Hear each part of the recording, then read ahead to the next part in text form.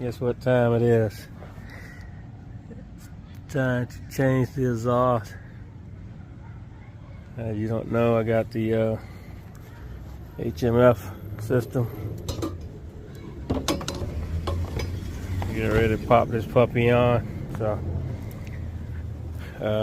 get it on. You gotta get these two bolts up here out. 1, 2.